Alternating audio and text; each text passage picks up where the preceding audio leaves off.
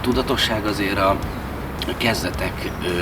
kezdetén nem volt szerintem azért abban az értelemben számottevő, hogy inkább azon flasheltünk, hogy együtt vagyunk és alapvetően tök jól érezzük magunkat, de valószínűleg emiatt sem volt még akkor abban az időben annyira kiforrott, amit most csinálunk. Hiszen nem arról volt szó, hogy alakítunk egy metal zenekart, és viszonylag durva zenét fogunk játszani, hanem egész egyszerűen csak együtt szeretünk játszani, így hárman. A kemény zenében annyi különböző stílus van, és pláne az elején még annyira kiforratlan volt az, hogy mit is akarunk igazából csinálni. Előttem volt egy Pantera tribute zenekarunk, ami kapcsán megismerkedtünk, de részemről én mindig is gitáros szerettem volna lenni, és ez volt az első próbálkozásom, amikor így elkezdtem gitárral komolyabb szinten ismerkedni a szobán kívül. Az első EP-nken inkább az volt teljes mértékben kezdetleges, az szerintem azon kívül, hogy valami metal-szerű, dallamos, hívjuk grunge-nak, vagy stonernek, valami ilyesmit akartunk csinálni, ott szerintem még abszolút nem volt ilyen tudatos dolog, csak egyszerűen az volt, hogy az a riff, és hogy beleülni. A Nektárnál volt az, hogy ilyen kicsit ilyen riff-orientáltabb.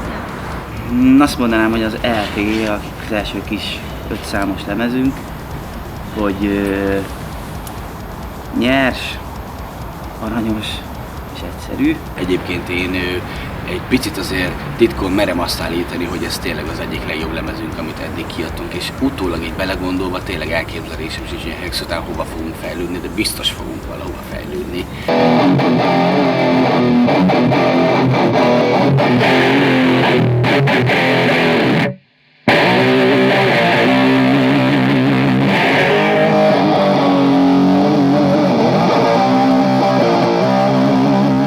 Háttérbe szorult az, ahonnan így elindult ez az egész történet 2008-2009 körül. Én azt érzem, hogy egy picit meguntuk ezt a fajta, hát nem is az a legjobb szó rá, hogy hullamon szóló sludge-ot, mert én nem szeretem ezeket a kategorizálásokat, de egy picit most jobban flasheltünk ezekre a kicsit menetelősebb, kicsit gyorsabb lüktetésű trashekre. Inkább most a trash, meg a gyorsabb témák, inkább a metálosabb témák, mint mondjuk stoner, meg grunge.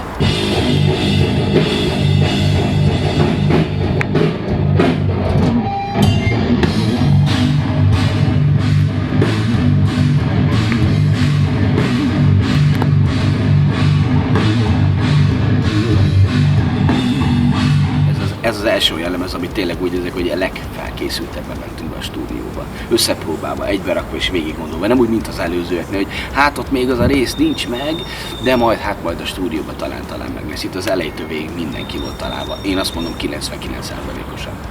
Szerintem keressük a szélsőségeket, és azt, hogy lehetne még teátrálisabb és monumentálisabb ez az egész dolog, amit csinálunk. Hát egyrészt, hogy minden zenekar puhulni szokott, és mi fordítva működünk, de nem egyébként. Hát imádjuk ezt a zenét, és én is úgy érzem, hogy sokkal metal orientáltabb vagyok, mint mondjuk 10 évvel ezelőtt, vagy 8. És amik akkor még nem tetszettek annyira, azok most teljesen bejönnek, és próbálom beleásni magam, és sokkal másabb szemmel nézek már rá. Sokkal több mindent vélek felfedezni benne, és bólogatok olyan témákra is, amiket mondjuk előtte meg se hallgattam volna, vagy csak így elsiklottam volna felettük. Ezt érzelmileg ugyanazt tudom csak elmondani, hogy a Hex az egyszerűen összefoglalja azt, ami ebbe a rothadó szarvilágban most oda kint van. A Hex lemeznek a koncepciója a szövegileg és mondani valóilag nagyjából majdnem mindegyik számnál ugyanaz, hogy mind a 10 szám megtestesít egy megpróbáltatást, egy lépcsőfokot a borzalmakban, szóval képzeljünk el valami nem feltétlenül kell sátánnak, vagy Lucifernek, vagy ifattyúk ezer kultúra hívja nagyon sok mindennek. Valami, ami eljön és visszaköveteli az emberektől azt, amit elvettek a természettől és az egész anyaföldtől. És leporolja, letisztítja és lenullázza az egészet úgy, ahogy volt. Szóval, hogy, Hát az előzőek, azok inkább ilyen kicsit ilyen mesterkéltebbek voltak, hogyha használhatom ezt a szót. Ez zsigeribb volt, sokkal ösztönösebb.